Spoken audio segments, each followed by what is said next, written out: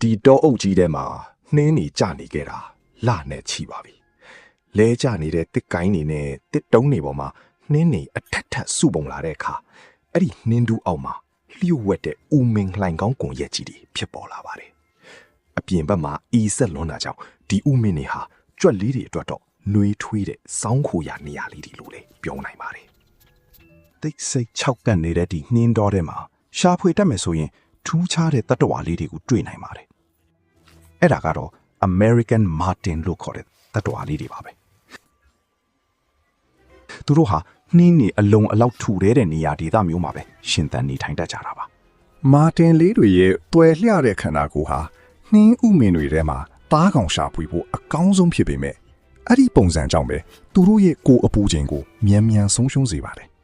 ဒါကြောင့်အေးဆက်လွန်းလာတဲ့နှင်းတော်ထဲမှာအသက်ရှင်ဖို့အတွက်သူတို့ဟာအစာကိုအမြဲမပြတ်ရှာဖွေနေရတာပါ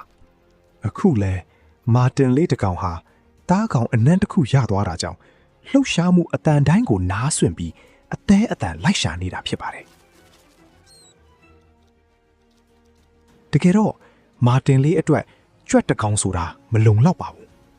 ခန္ဓာကိုယ်အနွေးတက်ရဖို့အတွက်တနေ့ကိုကြွက်3ကောင်မိအောင်ဖမ်းဖို့လိုပါတယ်ဒီလိုဖမ်းဖို့အတွက်လည်းဥမင်ပေါင်းထောင်ချီရှိတဲ့အထက်ကမှတစ်ခုချင်းစီကိုအကုန်လိုက်စစ်ဆေးနေရတာဖြစ်ပါတယ်မသိရင်တူတူပုံနှန်းကစားနေရတယ်လို့ပါပဲဥမင်10ခုမှာတစ်ခုလောက်မှပဲကြွက်ရှိတတ်တာဖြစ်ပြီးအဲ့ဒီတကောင်ကိုတော့အမိဖမ်းနိုင်မယ်လို့အာမခံချက်မရှိပါဘူး